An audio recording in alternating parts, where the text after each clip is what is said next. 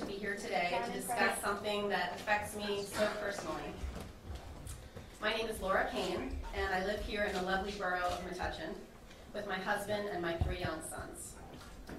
Like many others in this community, one of the reasons I moved here was for the 40-minute train ride to New York City. I work full-time in Manhattan, and I commute to Penn Station, New York every morning on New Jersey Transit, and have for the past 13 years. As you can imagine, this commute greatly affects my day-to-day life. I feel very lucky to live in this amazing community, and the fact that we can enjoy a train ride, not just for work, but for pleasure, is something I don't take for granted. In fact, my 4-year-old is obsessed with trains. Some Saturday afternoons, we'll sit on a bench right here on these tracks and watch the trains pass by. To him, trains are everything. And I have to admit, I love trains too. I even sing in a local band called The Commuters with some fellow train riders. True story. But not having to worry about driving, being able to get work done, check things off my to-do list, stare out the window and dream, catch a quick nap, make a phone call if I'm not in the quiet car. On a good day, my train commute can be efficient, productive, and yes, even enjoyable. But unfortunately, those days are few and far between. On a bad day, my inbox is filled with the dreaded New Jersey Transit alerts that warn me my day is about to be compromised. I'm filled with the impending doom that I'll be late for an important meeting, a parent-teacher conference, a baseball game, a band concert, or worst of all, late for dinner and bedtime. Those precious hours in the day when I get to connect with my kids, hear about their day, help them with their homework, put them to bed, and just physically be there. Pause for the train. Just last week on Thursday evening, that's okay. Just last week on Thursday evening, it took me over 3 hours to get home. I arrived to find my kids sound asleep, meaning that once again, I completely missed out on that valued quality time. And just yesterday morning, I had to push my first meeting by an hour because of a broken down train. That meeting affected several people on my work team, and decisions made in that meeting affected hundreds more. A delayed or canceled train isn't just stressful and an inconvenience for me, it's also an inconvenience for everyone in my village. My husband, who also works full-time, my parents, who are right here today, and help with our children, our caretakers, teachers, coworkers, and worst of all, my own kids. The ripple effect from disruptions in service are far and wide. If you're a commuter or have one in your life, you know exactly what I'm talking about. This train commute affects so many people in this community and others like it. As a rider on these rails for so many years, I've seen a downward trend in service and reliability, and it takes a toll on you. Your stress level, your mental health, your sanity. When I get home after a bad commute, I'm sure my kids pick up on it immediately. I know there are countless families like mine in New Jersey, people that rely on public transit to get them where they need to go. And I know there are countless people like me who have been frustrated by a transit system that keeps us away from our families, our jobs, and all of our obligations. I know I am not alone in saying that I would love to see a New Jersey transit that is more efficient, reliable, and safe. I'm thankful that New Jersey now has a governor who is prioritizing transit and keeping commuters like me in mind. Thank you, Governor Murphy, for looking for ways to help hundreds of thousands of New Jerseyans, like me, who rely on New Jersey Transit, and for finally taking steps to move New Jersey Transit forward. With that, it is my honor to introduce Governor Phil Murphy.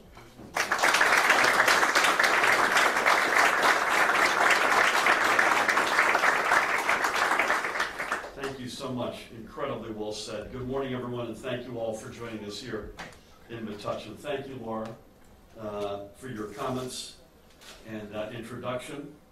And rest assured that all of us here share in the commitment to getting this system, which you and hundreds of thousands of your fellow New Jerseyans rely upon every day, back to meeting our high standards for excellence. An honor to have Mom and Dad with us, so that's a treat. And I would be remiss if I did not ask for an invitation to come in and sing harmony at some Friday night with your band. So please keep that in mind if you could. It's also a pleasure for me to be joined at the podium by my partners in this effort, Commissioner of Transportation, Diane Gutierrez-Cacchetti, New Jersey Transit Executive Director, Kevin Corbett, Senate Minority Leader Tom Kane. Senator, thank you for being here. Senate Transportation Committee Chairman Senator Pat Dygman. Thank you, Pat, for being here, in whose district we are today. I also welcome our friends from organized labor. Ray, thank you in particular for being here, from the business community, from the community public. I want to thank Mayor Jonathan Bush for hosting us so graciously. Joe, thank you for representing Edison today here. And everybody from, again, whether it's business, labor, community, public, thanks for coming here. So today we're releasing the results of the comprehensive strategic, financial, and operational audit of NJ Transit. Each of us up here and all of you out there knew that there were shortcomings in the way that NJ Transit worked at its most basic and elemental level. We all watched over a period of years as what was once a national model for regional mass transit was racked by politics and poor management and virtually defunded. We all heard the anecdotal evidence from the first-hand stories of commuters like the ones that Laura just told to the testimony of officials. We were able to get a handle on where some of the shortcomings were and began to formulate solutions. We knew NJ Transit needed new leadership with a clear focus on rider safety and on-time performance, and we initiated that through the appointments of Diane and Kevin. We knew NJ Transit needed the state to be a partner in getting its finances back in order, so we nearly tripled operating support through our budget and negated a potential fare hike through at least next June 30th. We knew NJ Transit needed more rolling stock to reduce overcrowding while train cars were upgraded for positive train control, the federally mandated safety system, and we went out and we got them. We knew NJ Transit needed a new focus and mindset in its communication strategy, and we're instituting that, so customers will not be left stranded on platforms without answers. But we knew we needed to do more than just, as they say, pop the hood, change a couple of spark plugs, and expect the car to run as new. We knew we needed to pull out the engine, break it down, and assess it piece by piece to rebuild it stronger and to ensure safe and reliable long-term performance. NJ Transit engaged the North Highland Company to be that mechanic, and they did just that. This audit is what will allow us to begin rebuilding NJ Transit and restore faith in its operations. Where the audit identified a broken operational chain of command, it recommends a streamlined leadership structure to allow Kevin to do his job better and for senior managers to do theirs, for customers to know their concerns won't fall into a black hole, and for NJ Transit to run more smoothly and more transparently. We will put this in place. Where the audit found a lack of critical future-focused strategic planning, from HR functions like recruitment and talent retention, to potential non-fare revenue sources, to asset management, to technological needs, to giving the NJ Transit Board a shot in the arm, among other areas. The audit recommends processes for the agency and its leadership to move away from reacting to crises to becoming proactive and ready to respond. And we will put all of these in place. Where the audit identified low workforce morale, it recommends new practices to empower and rejuvenate NJ Transit's dedicated employees. We will put them in place. Where the audit found weaknesses in the procurement process that created untenable delays in something as basic as maintaining an inventory of necessary parts, it also recommends the means for streamlining processes so employees can get to work doing repairs and putting stock back online. We will put them into place. Now, these are just a few of the areas covered in the audit. We could easily stay here until the evening rush hour poring over each page if we wanted. Where we can act administratively to implement key recommendations, we are doing so. Where we need to work in partnership with the legislature to implement others, we are doing so. We are not going to let this audit collect dust. When I took office, I did so with a pledge to get NJ Transit right.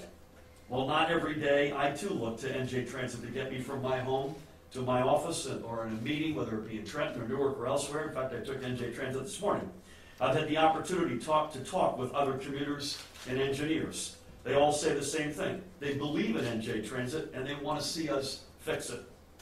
These experiences have not just redoubled my commitment to fixing NJ Transit, they have steeled my determination to fix it. And I've said all along, this isn't going to happen overnight. It will require us to constantly step back and assess even as we continue to move forward. But I believe as we implement the recommendations of this audit, the fare-paying public and NJ Transit's dedicated employees will begin to see real and noticeable improvement. With that, it is now my pleasure to hand the microphone over to the Commissioner of Transportation and Chair of the New Jersey Transit Board, Diane Gutierrez-Scucchetti. Diane?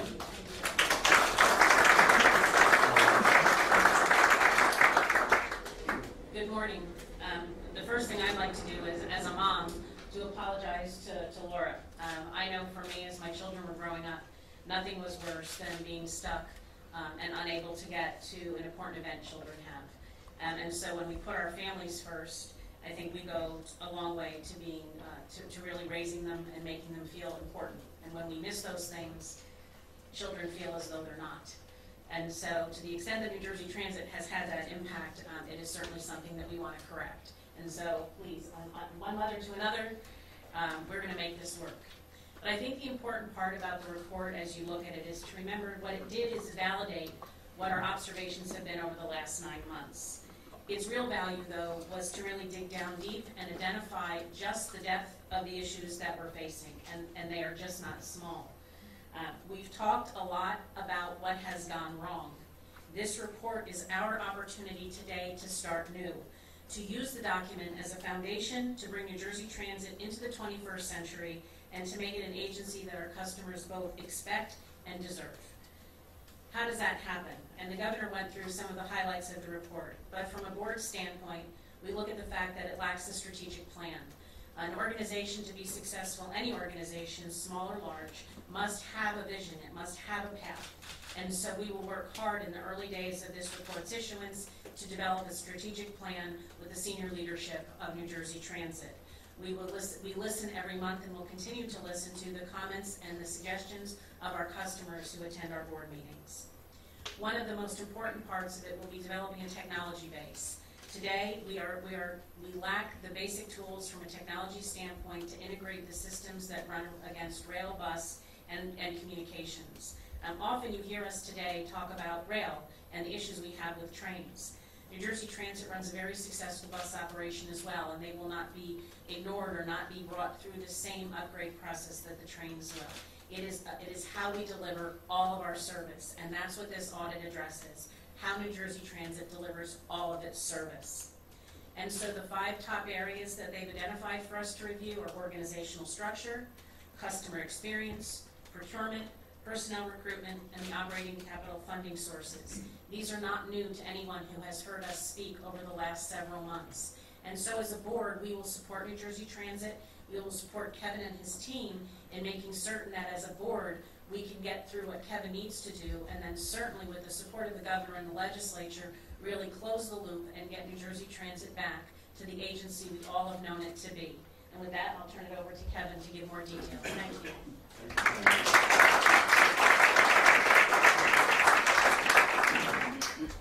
Thank you, Governor. Thank you, Diane.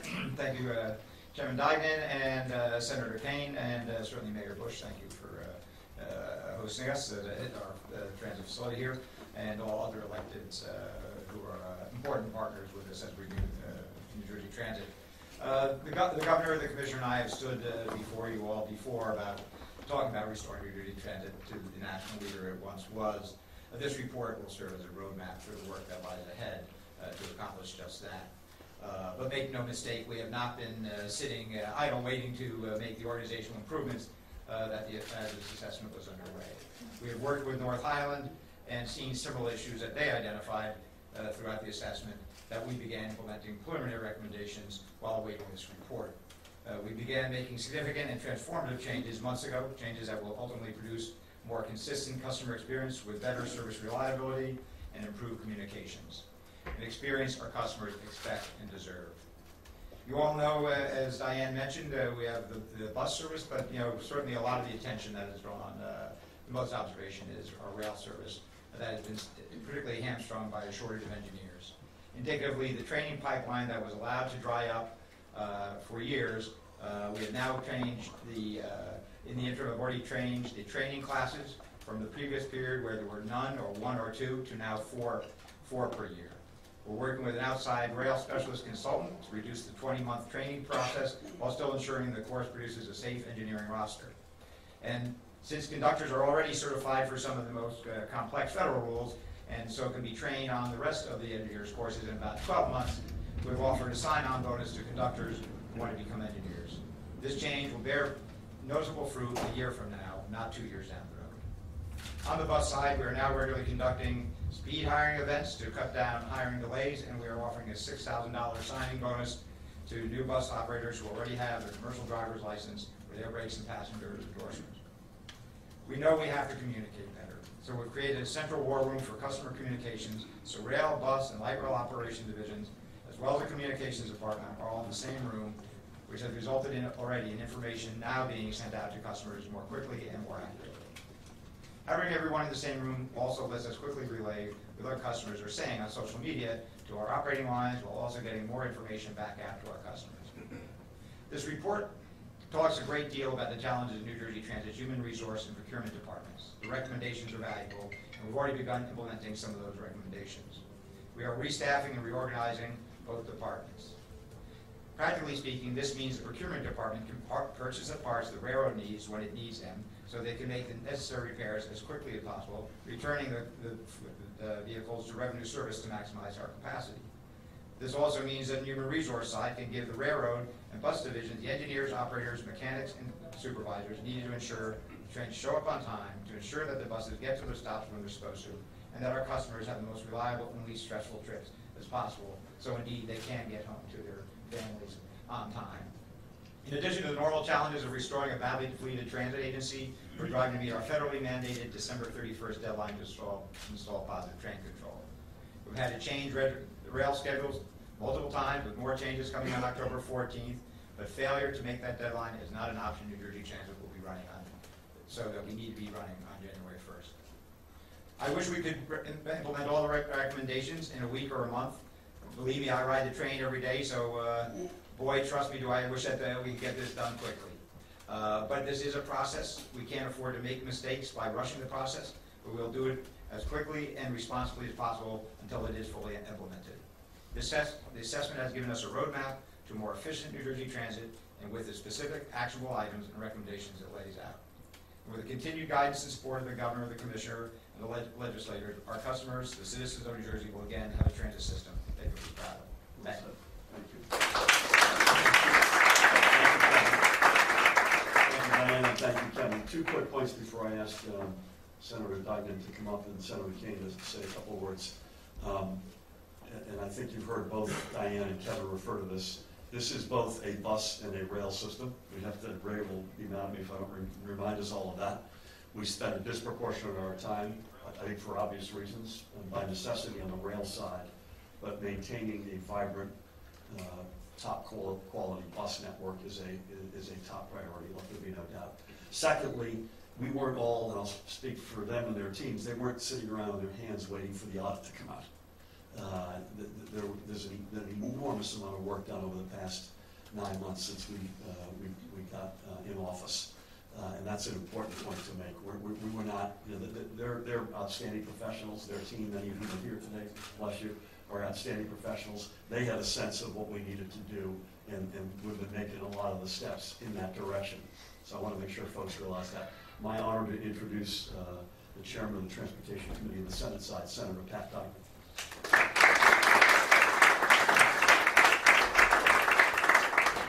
Bobby Kennedy had a rule. You could never start a conversation with Senator Kennedy with the phrase, "if only we did." Because he used to say, we can't go back. We can't undo. We can't correct what should have been done in the past. We know how we got in the mess we're in right now. We basically had 8 years of inattention and neglect. But we can't undo that. And pointing fingers is going to accomplish nothing. The governor has put in place a terrific team. The commissioner and the director are as outstanding of people as I've ever worked with. I am really, really happy to see labor here. You know, it's so funny. I used to be chair of the education committee, and I used to say the last person that we asked about what we should do to teach our kids better are the teachers. They should be the first people we ask. And you guys have to be part of this solution. And I know you care. You take pride in your work more than anybody. So, you know, the old joke, we're here to help. I know Senator Kane will say the same thing. Whatever legislative initiatives are needed to make this right, we're here to do it. Let's just make it happen. As Laura said, this is not an enhancement of your life. This is an essential element of your life. Mom and Pop want to get home in the afternoon. They don't want to watch the kids from midnight. Then they're done now. So again, anything we can do to help, please, let's get this done. It's too important to the state of New Jersey. And thank you, Governor, for your leadership. Thank you, Pat. I appreciate it. Thank you. Just asking Laura if Senator Duggan was putting words in your mouth, Mom and Dad, so we have to talk about that later about the kids. This is not the first time Senator Kane has stood with us on issues related to NJ Transit, which proves not only a point about his leadership and his passion for this, but also this is beyond politics. This is just doing the smart thing. When you're dealt the hand as the fourth smallest state geographically in the nation and the densest, and you sit beside the likes of New York and Philadelphia, getting transit right has nothing to do with politics. It's just smart government. So with that, I'm honored to introduce Senate Minority Leader Tom King. Thank you, Governor. When we first started discussing this issue, it was in my legislative district in Summit, which is where the Morrison-Erie line is, and I also represent the Rhode Island line. And the story that Laura tells and how it impacts her family and everybody involved in impacting her family is a story that is told by many, many commuters.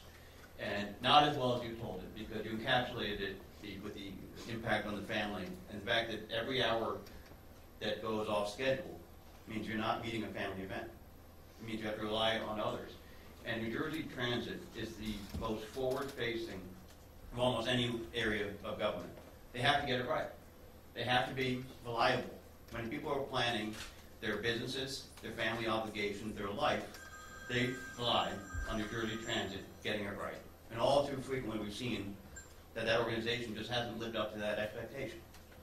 That impacts people's quality of lives, their ability to spend time with the families, impacts where businesses are going to locate in the state of New Jersey, it impacts property values, because people need to rely on a system that has not met their expectations or the expectations of many people over the years.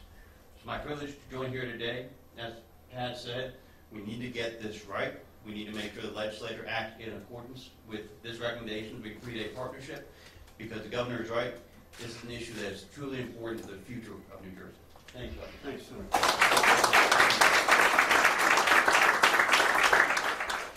You know, Laura grew up here, so she's not in the category of the folks who moved here. You moved back. You just moved. Where'd you move to Maplewood? Yeah, I mean, the amount of families and businesses that come to New Jersey for basically two reasons: public education, among the top couple in the country, and transit, getting into work and back. That's the overwhelming core central thesis of New Jersey when it's working right, and we're committed to getting that back completely right. So we'll take a couple of questions before we go.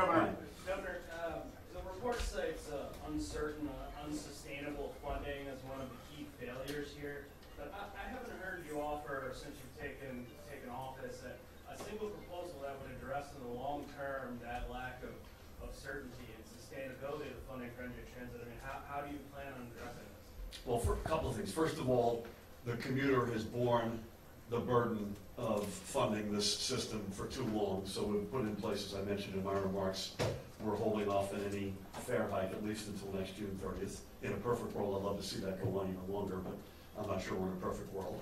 Secondly, working with the legislature, we put a big increase in funding from the state side of this into this budget, and that's being put to good use, believe me. And thirdly, as both senators said, we need to sit down, take this audit, sit down with legislative leadership on both sides of the aisle and figure that question out.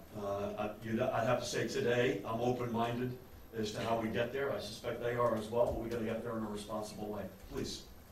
Governor, good morning. Good morning. Sorry, we I can't. can neither barely see you or hear you.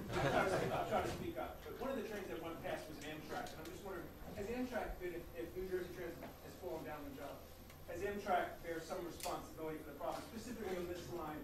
And does the report address anything that Amtrak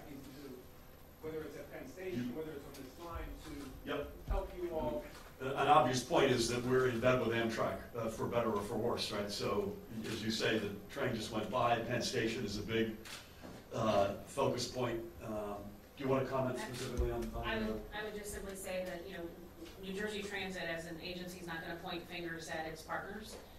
We take responsibility for that which we have to fix, and we will do that. We will work with Amtrak and others to make certain that if there's something they can help us with, we're not shy, I don't think.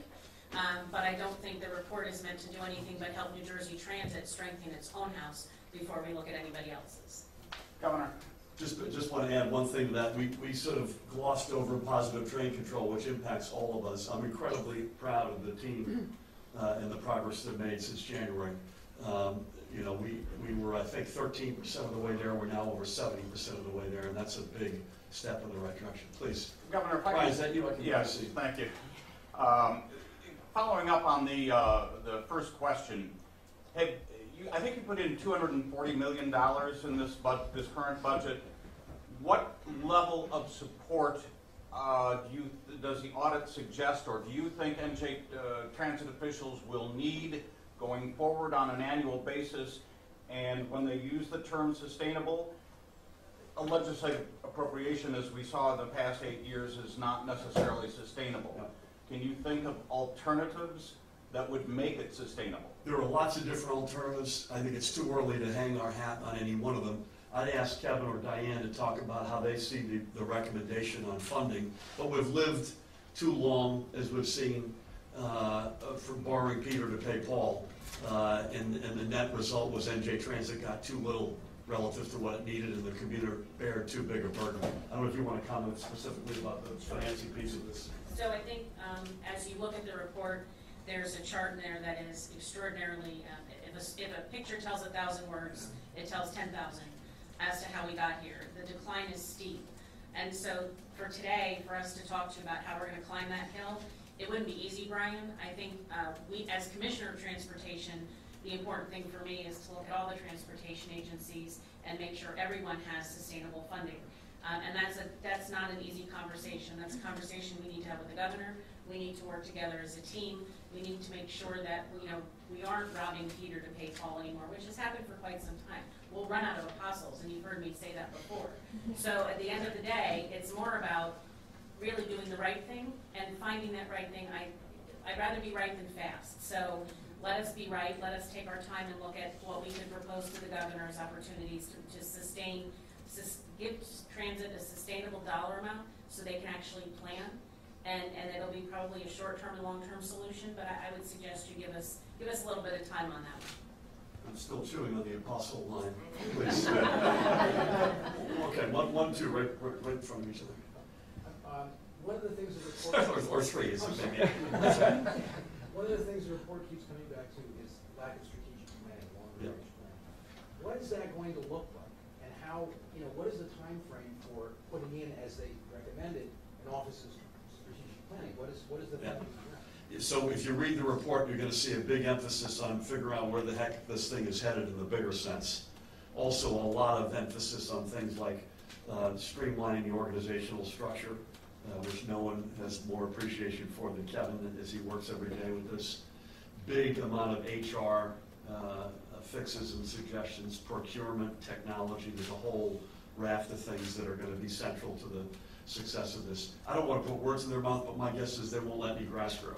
So there's going to be some amount of lag between steps they take and feeling it on the platform. That's just inevitable.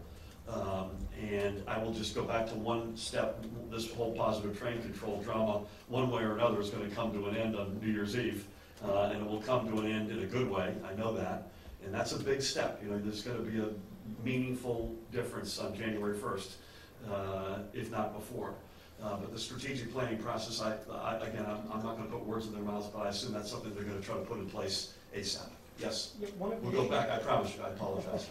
One of the issues raised in the audit is employee morale, and it talks about all the various issues, but amongst them it said that in interviews many of the workers mentioned you're calling NJ Transit a national disgrace at the end of last year and how that demoralized people further. Do you regret now saying that NJ Transit was a national disgrace? Just let me ask you a question first. What's your football team? I I don't follow football. Soccer I'm talking about. No, neither. I would be, but Try to save yourself. sorry. Ray is the best person, I think, to opine on this. Speaking of apostles, Saint Ray down here in the front. I believe I went out of my way, and I hope that folks understood this, to say that it was a national disgrace, but it wasn't because of the hardworking men and women who came to work every day. It was because of leadership, because of the lack of funding. It was not because of the rank and file. And I think they understand that for the most part, but I want to make sure that they do, and I reiterate that today. The thousands of men and women who come into work in all aspects of NJ Transit every day, trying to do the best job they can, are among the most impressive employees of any organization that I've been around. And I want to make sure folks understand that. Please, I apologize. Can you talk about the personnel changes that are expected under the audit? Are you going to see hiring? Are you going to see layoffs? I'll defer to these folks. Kevin, you want to come in? Yeah, certainly. I think clearly we're in a mode. One is getting the structure right, and some of it is just incredibly basic. I think one small indication on the HR side, most of the staff have not had annual performance reviews in 8, 9, 10 years, so they don't have a clear mission, not just how they perform, what their key performance metrics are, what are their opportunities for advancement. If they want to stay in the same position, they love that, that's great. But then if they want to advance, also succession planning, I mean, some of those basic things have been neglected. So you start at that level, I think that's, as far as where we go up. But for the morale going forward, as far as hiring, we are very much hiring, and not just, obviously for bus and rail, we have a whole range of technicians. Diane is leading an effort to also transportation is the lifeblood. Obviously, I'm selfish about transit, but this is the gullet of America for, private, public sector for transportation. Incredible job opportunities, and Diane's leading a charge for that, not just for transit, but overall for the needs. So it's a very exciting time, and I think the staff are starting to see that. The governor mentioned PTC, the project team, and how we organize that to really focus on delivery, and we nicknamed it Project Seabiscuit. The positive, when people start seeing really positive results and start getting enthusiasm, and they have clear lines of responsibility, and they know how they're going to be measured, and we're actively hiring to fill hundreds of vacant positions. I think it's a phenomenal time. I just want to jump on that if I may. Do you want to say something? I just want, No, please. so just to be very direct, there is no discussion of layoffs at all. So heaven forbid. That's not in the plan. If change is tough, there'll be difficulty, people may be uncomfortable, but they will have a home at New Jersey Transit so long as they're doing well, performing, and want to be part of our team. So I'll echo something I said a while ago, but haven't said lately. Two quick comments. Number one, I believe with all my heart that New Jersey is America's #1 turnaround story. And no organization embodies that more or better than NJ Transit. And that adds to the point that Kevin made. This is, for all the challenges, this is an exciting time to be a part of this ride. Because there's only one way to go, and we're going to get there. Now I'm going to say something which is getting out over, I don't ski, but getting out over my skis. And that is another cool idea that these folks in very early stages are thinking about, is talking to the Secretary of Higher Education, the Commissioner of Education, ultimately with the legislative leaderships, on how we can better connect, as an example, community colleges, vocational technical high schools, into the career track where we are so sorely lacking, particularly in the case that's gotten the most amount of press, are engineers. That's something that's very early stage. You can't put in place or say explicitly how that's going to evolve, but that's a pretty exciting possibility. So that's one of many things that are getting me jazzed here. Please, Elise. There was no mention, there was no analysis in this audit of positive train control and what went wrong with that. The project was delayed for years and years. There's no mention of why that happened as costs grew. And I was wondering whether NJ Transit had any internal curiosity of why that happened, or was the whole PTC project off limits for this audit? I will defer to Diane. So the procurement was actually administered by the DOT to make sure that it remained independent. And I think, Elise, the governor really gave us 100 days to get this done. And as I said in the beginning, we can continue to talk about what happened, and the senator said it as well, or we can look forward. I think recounting what happened in the last 8 years was a productive use of the time or money of North Highlands. I think we all can probably reach our own conclusions as to what happened. It received no attention. And so it was a small group of people, 2 or 3, and then it maybe was 4 or 5, and then, basically when the feds came back and said you have a brick wall on December 31st, I think it's about the same time the governor won the election, and we got a brick wall put in front of us. So to rehash what happened, this is not really a productive use of a consultant's time when we know. So what we're doing is really focusing again all our time on what it takes to go forward. Progress is what we want to see. You don't want to hear excuses. We're done. Now we have a report, and as Kevin said, we have a roadmap, and our job is going to be to take that roadmap, disseminate it to our teams. We're going to work on this every day. Grass will not grow under our feet. We're not going to wait. But to talk about PTC and what happened, I don't know that other than to say, see, we told you so, we're going to get a lot out of that. Tell me how I fix it, far better than tell me why something went wrong. How many people are working on PTC? We're about 30 full-time plus outside consultants, We're staffed So up. we've got a small, if not a large army in this. Please. Commuters have a constant complaint about communications. Yes. Basically, they don't find out what's happening until they're on the platform. Specifically, what's going to be done to improve communications with commuters? I got so emotional I almost fell down. So I'm less charitable than Diane and Kevin and Pat are. We inherited a mess, so let me just say that. But having said that, I look in the mirror when it comes to communications. It may not have been good in the past, but it's been unacceptable in the first 9 months that I've been here. So that one's on us. And it will be fixed, and it must be fixed. I'll give you all a chance to give any more detail to that. Yeah, I think, Larry, 2 points. One, on the bus side, if you have our app, our My Bus app, if you put in the stop that you see, where I'll have each station has a number, you get that, and that works fairly well. So I think, we look at the bus side, there's always more we can do. I think the real issue you're alluding to is what's happening on the rail side. And that has been the communication, our rail operations center down in Kearney. I think you're building there. A lot of that software is, for security reasons, is not interfacing with the regular communications. And the communication between that center and what was going on in headquarters and what was getting relayed out in the field for our communications department, there were gaps in that. So that is why we reactivated the war room that we use like in snowstorms, et cetera, at the Emergency Operations Center, and we now have everybody in that same room to make sure that what the ops people are seeing can get relayed out, and our people who are in touch with social media can communicate as they start seeing things on social media. So not perfect, but it's getting better. The other thing relates to the trains on short notice. As someone who arrives out of Morristown early in the morning every day and going back, I certainly experience that sometimes.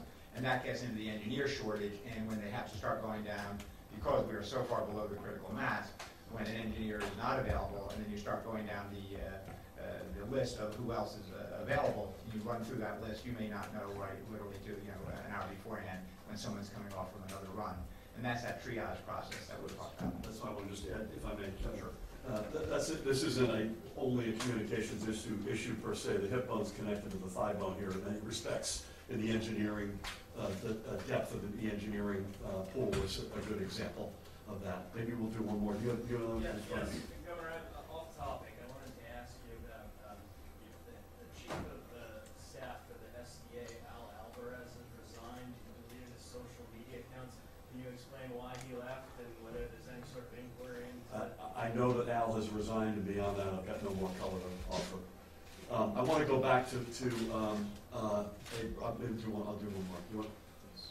If you hit the brick wall on the 31st and you haven't completed, There are many years of my life where I have hit the brick wall on the 31st, by the way. But, and you haven't completed the PTC switchover, what do you do? What's plan B? we will succeed. There is no plan B. We will succeed. And we're working closely with the FRA and Amtrak. Yeah, FRA and Amtrak have been great partners. We will get there. So listen, I want to go back and just sort of leave you with one thought, other than thanking Senator Kane, Senator Diamond, Laura, thank you again for an extraordinary setup, and here's to better times ahead. Diane and Kevin, thank you. Thanks for hosting us, Mayor.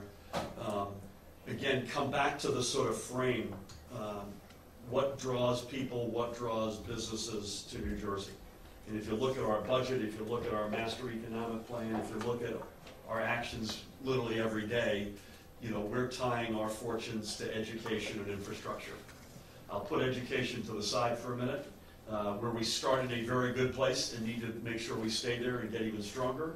With infrastructure, it is roads and bridges and tunnels and ports, but and it certainly is buses. But the patient that needs the most attention is the rail side of this. And so we want to be able to continue to attract guys like him going to Maplewood, or Laura to come back to Metuchen, because we've got several hundred of the best public school districts in the United States, and because they can get to work on time and safely and back home to see their family at night. That's sort of the value proposition of New Jersey on its best day. That it may not be the cheapest place in the world to be, for sure, but it is good value for money, and that you can get your kids educated like no other place in the country, and you can get there and back safely and on time. Now, we benefit in so many respects by New York City's strength. We're in a big metro area, and I would just say you hear time and time again from families and companies right now who are looking at a New York or a New Jersey, and I wish nothing but goodwill for New York. I hope they're as strong as they can be, because we benefit without question about that. But it's going to take, by some estimates, $35 billion to fix that subway system. $35 billion. I don't know if that's right or not, but that's the number you read in the paper.